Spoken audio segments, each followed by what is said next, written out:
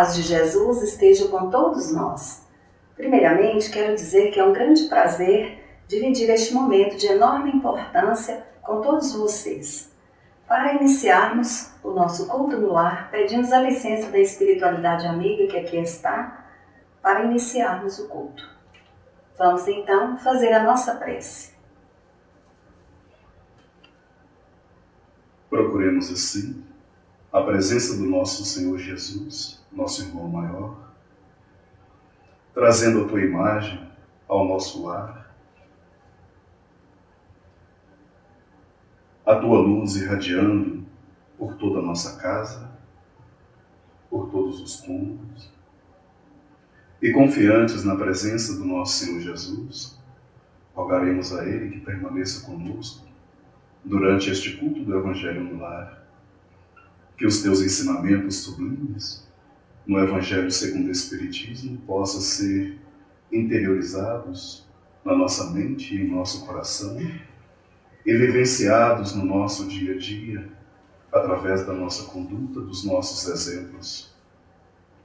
Confiantes também nos mensageiros espirituais que aqui se encontram, amparando a todos os nossos irmãozinhos ligados a nós, a nossa saúde, a harmonia do nosso lar, a nossa paz, na certeza de que todos estarão sendo amparados.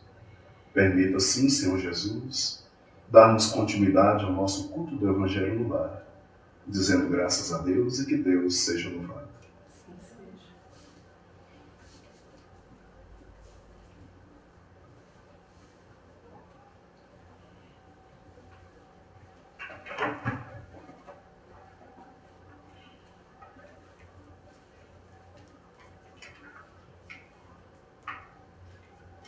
Nós vamos ler o capítulo 5, Bem-aventurados os aflitos, item 27. Deve-se pôr termo às provas do próximo? Deve alguém pôr termo às provas do seu próximo quando possa ou deve, para respeitar os desígnios de Deus, deixar que sigam seu curso? Já vos temos dito e repetido muitíssimas vezes que estais nesta terra de expiação para concluirdes as vossas provas, e que tudo que vos sucede é consequência das vossas existências anteriores e são os juros da dívida que tendes de pagar. Esse pensamento, porém, provoca em certas pessoas reflexões que devem ser combatidas, devido aos funestos efeitos que poderiam determinar. Pensam alguns que, estando-se na terra para expiar, cumpre que as provas sigam seu curso. Outros há mesmo que vai até o ponto de julgar que só nada devem fazer para se atenuar, mas que, ao contrário, devem contribuir para que elas sejam mais proveitosas, tornando-as mais vivas. Grande erro! É certo que as vossas provas têm de seguir o curso que lhes traçou. Deus dar-se-á, porém, conheçais esse curso?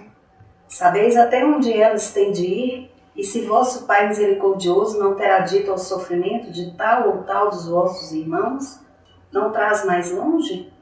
Não irás mais longe?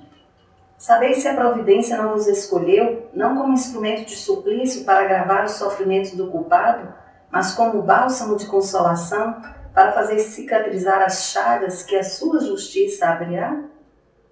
Não digais, pois, quando virdes atingido um dos vossos irmãos: é a justiça de Deus, importa que siga o seu curso. Dizei antes: vejamos que meios o Pai misericordioso me pôs ao alcance para suavizar o sofrimento do meu irmão. Vejamos se as minhas consolações morais, o meu amparo material ou os meus conselhos poderão ajudá-lo a vencer a sua prova com mais energia, paciência e resignação. Vejamos mesmo se Deus não me pôs nas mãos os meios de fazer que esse sofrimento cesse. Se não me deu a mim também como prova, como expiação talvez, deter o mal e substituí-lo pela paz. Ajudai-vos, pois, sempre mutuamente nas vossas respectivas provações, e nunca vos considereis instrumentos de tortura. Contra essa ideia deve revoltar-se todo homem de coração, principalmente todo espírita, porquanto este, melhor do que qualquer outro, deve compreender a extensão infinita do amor de Deus. Deve o espírito estar compenetrado de que a sua vida toda tem de ser um ato de amor e de devotamento. Que faça ele o que fizer para se opor às decisões do Senhor, estas se cumprirão. Pode, portanto, sem receio, empregar todos os esforços por atenuar o amargor da expiação, certo, porém, de que só a Deus cabe detê-la ou prolongá-la, conforme julgar conveniente. Não haveria imenso orgulho da parte do homem em se considerar no direito de, por assim dizer, revirar a arma dentro da ferida? De aumentar a dose do veneno nas vísceras daquele que está sofrendo, sob o pretexto de que tal é a sua expiação? Ó, considerai-vos sempre como instrumento para fazê-lo cessar. Resumindo, todos estais na terra para expiar, mas, todos sem exceção, deveis esforçar-vos por abrandar a expiação dos vossos semelhantes, de acordo com a lei de amor e de caridade. Bernardino, Espírito Protetor, Bordeaux, 1863. O que nós podemos compreender dessa passagem do Evangelho, Amanda? E assim, a gente tem que procurar fazer ao máximo para poder cumprir as provas que a gente tem aqui na Terra. Né? Mas não se revoltar, falar assim, Deus não gosta de mim, Deus é injusto, porque a gente sabe que Ele é soberanamente justo e bom. Então, se a gente está passando por isso, é porque a gente precisa disso, a gente escolheu isso para poder evoluir. Caramba. É realmente isso que a Amanda coloca para nós, né? Mas também temos em mente de que esses sofrimentos, eles são passageiros, né? Muitos desses sofrimentos que muitos de nós vivenciamos no planeta, diversas famílias, né? São provas, consequentemente, consequências de nossos erros de encarnações anteriores. E antes de reencarnarmos, muitos de nós pedimos, imploramos para que passássemos por esse sofrimento enquanto encarnados, né? Então nós, espíritas, nós cristãos, temos que combater essa ideia de abreviar o sofrimento de nossos irmãos e até mesmo o nosso sofrimento, né? Nós devemos combater a ideia da eutanásia, combatermos a ideia da pena de morte, né?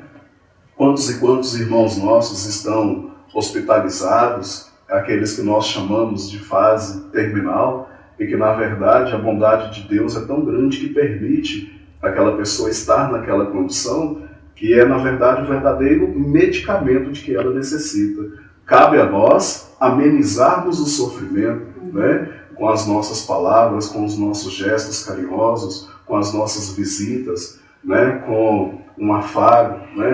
Abreviar no sentido de amenizar o sofrimento.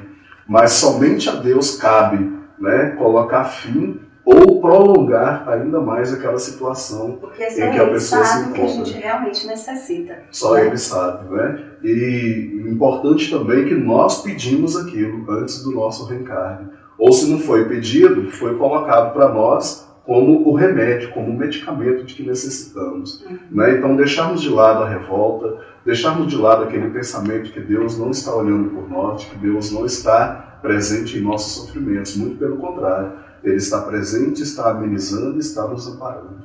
Certo. Agora é com você. Deus é nosso Pai, somos irmãos em dois pontos. Jesus é o divino mestre que Deus nos enviou. Muito bem. O que está dizendo para nós? Que Deus é o quê? De todos nós.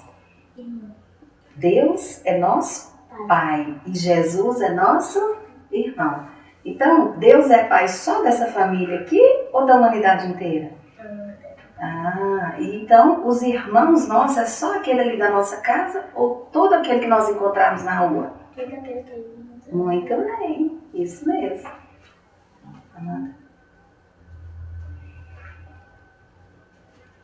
Sem tais armas. Sem boas maneiras, você viverá desamparado da confiança dos outros. Sem fortaleza, sucumbirá aos primeiros obstáculos do caminho. Sem fé positiva, vagará sem rumo. Sem devotar-se ao bem, experimentará terrível endurecimento. Sem exemplos nobres, passará inutilmente pelo mundo. Sem trabalho digno, o tédio apodrecerá suas energias. Sem esforço próprio, jamais alcançará as portas do alto.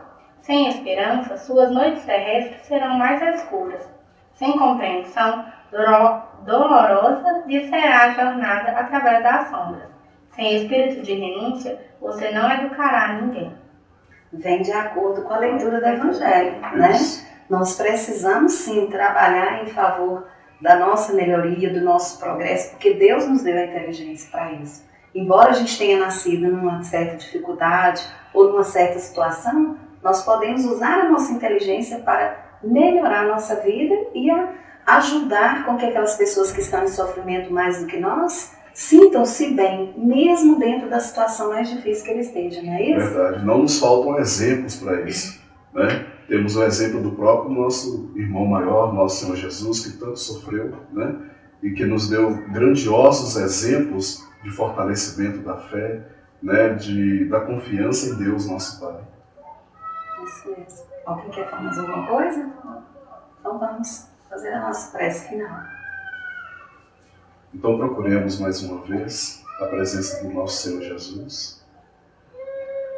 Procuremos imaginar envolvendo o nosso lar com muita luz, muitas bênçãos, e que a nossa casa seja um foco luminoso, um ponto de luz a irradiar para os nossos vizinhos, a irradiar aos lares onde se encontrem pessoas enfermas, pelas pessoas que passam pela nossa rua, e que todos sejam amparados, e que todos aqueles irmãos desencarnados ligados a cada um de nós também possam ser encaminhados no plano espiritual para os hospitais, para os postos de socorro, onde com certeza eles serão e receberão um tratamento muito melhor.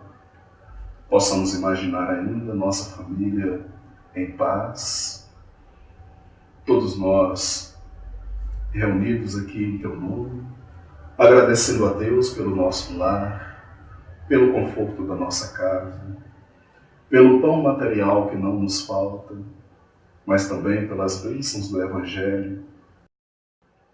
Agradecer a Deus pela cama quentinha que temos, pela água que chega à nossa casa, pela nossa vida, pelas energias que o nosso Senhor nos concede para o nosso trabalho, para a realização de todas as atividades do nosso dia a dia. Que a nossa casa, o Senhor Jesus, durante toda a semana, receba a Tua luz e as Tuas bênçãos. Mentalizemos ainda os Espíritos amigos, derramando sobre essa jarra de água que aqui se encontra, o medicamento espiritual para o nosso corpo físico e para a nossa alma. Que esta água seja neste momento um medicamento salutar para todos nós. Sejamos eternamente gratos a Deus. Que assim seja. Assim seja.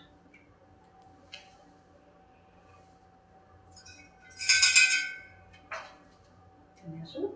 Servir? Pode passar.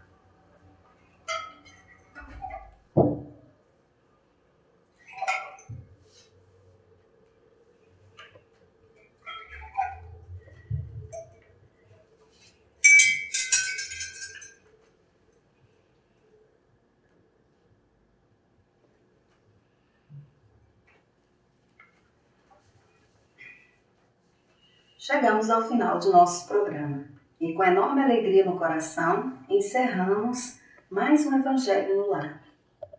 Que Jesus abençoe e ampare o seu lar. E um grande abraço a todos e que possamos estar novamente juntos em mais um programa onde teremos a oportunidade de meditar sobre o Evangelho do nosso Senhor Jesus Cristo. Graças a Deus.